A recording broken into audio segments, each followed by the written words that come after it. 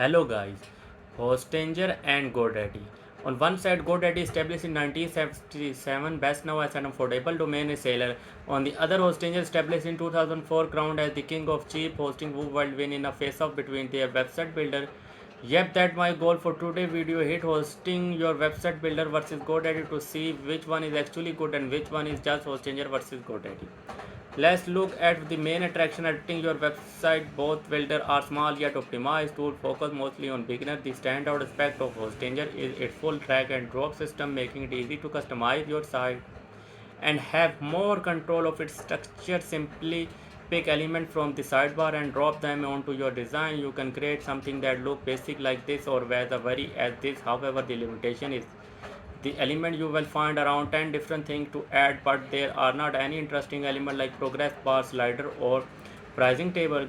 It can feel a bit restrictive at time, but I think limitation help beginner not to feel lost or discouraged. Now GoDaddy website builder is even more limited. There are no sidebar for element and no drag and drop control. You can only add things is predefined place, and there are basic customization options for style and font, but managing them is not very intuitive. GoDaddy does offer a good selection of individual selection from social media link to product display. They allow you to create a more interesting website with the pricing list, restaurant menu, or PDF viewer to sum everything up. Editing wise, both are really easy to use tool if you want to build a simple yet modern website. While we are still on the path, there are any marketing tool.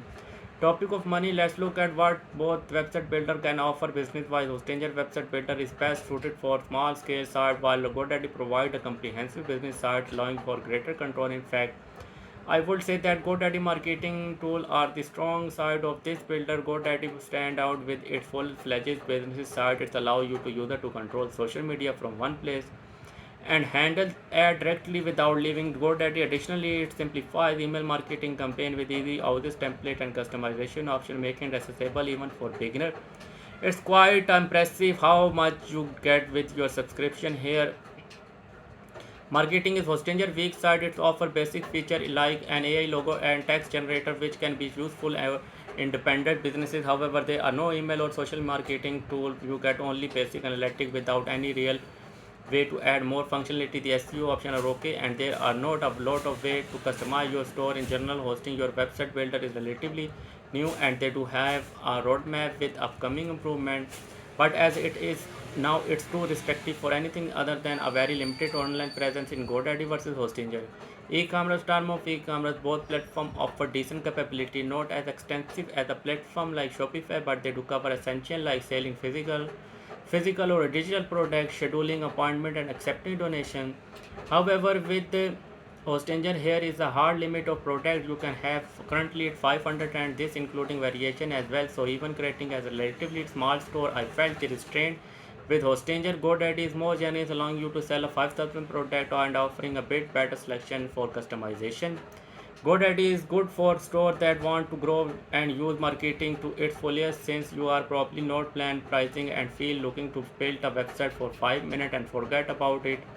We should look more about long-term pricing. Through as mentioned is the beginning, you cannot beat Hostinger when it's come to cheap plan. You can nab a builder plan for less than $3 a month. This including 100 GB of SSD storage space, unlimited bandwidth, a free domain name, weekly backup, and the ability to host up to 100 sites. That the thing I love about hosting her. It's not restrictive, so I feel like I am buying a tool that can be used 100 times. GoDaddy take a different approach to pricing and offer a free plan, not as a trial but a full on a plan with a subdomain name. Of course, this option cannot be used for e-commerce or online shop, and it's lack more advanced feature. Premium start from $1 a month, so 4 times as much as hosting your ask. However, your storage space and bandwidth are completely unmatched here, and a reason GoDaddy allows this is because these plans are for just one single website. Another omission is the domain name now granted just $10 a month, but I'd rather have an extra $10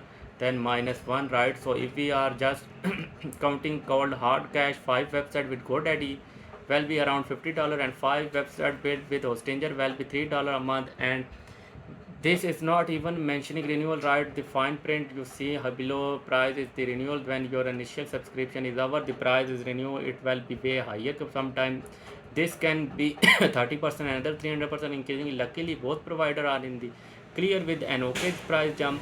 I also have to give a point to both providers for showing this renewal price straight away and not hiding it somewhere in terms of services.